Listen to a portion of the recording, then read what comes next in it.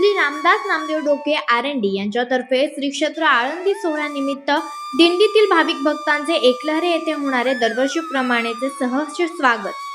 श्रमिक Ramdas cooperative credit society मुख्य शाखा मुंबईचा 40वा आणि शाखा कार्यालय एकलहरेचा 21वा वर्धापन दिन सोहळा संपन्न होत आहे.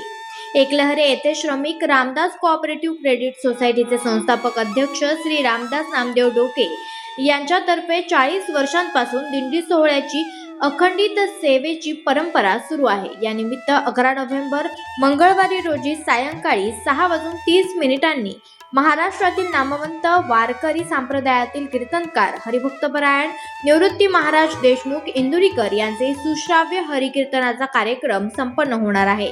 यावेळेस संस्थेचे चेअरमॅन सौ शारदा रामदास डोके, उपाध्यक्ष पुंडलिक रभाजी चौधरी साहेब, समता परिषद नवी मुंबईचे अध्यक्ष किरण शेठ झोडगे, महाराष्ट्र राज्य राष्ट्रवादी काँग्रेसचे सचिव राष्ट्रवादीचे श्री बाळासाहेब बोरकर, सामाजिक कार्यकर्ते श्री राजाराम पाटील यांची सन्माननीय उपस्थिती लाभणार आहे. संपूर्ण एकलहरे पंचक्रोशीतील नागरिक, सभासद, ठेवीदार, संस्था हितचिंतक यांनी सदर कार्यक्रमास उपस्थित राहावे आणि कार्यक्रमाची शोभा वाढवावी असं आवाहन संस्थापक अध्यक्ष श्री रामदास नामदेव डोके यांनी केलंय.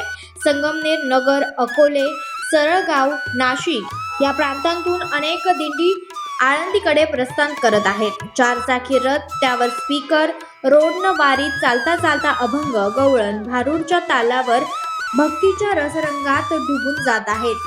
त्यांचे परिवाराकडून दिंडीत आलेले वारकरी भक्तांचे स्वागताची जेवणाची तयारी पूर्ण झाली आहे.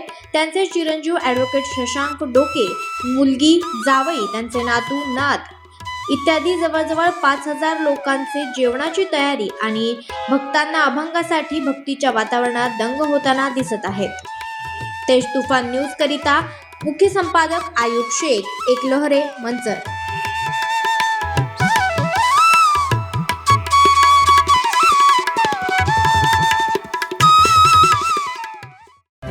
आपण पाहत आहात तेज तुफान न्यूज, न्यायिक व निर्भीड बातम्यांचे सर्वांचे आवडते नेटवर्क.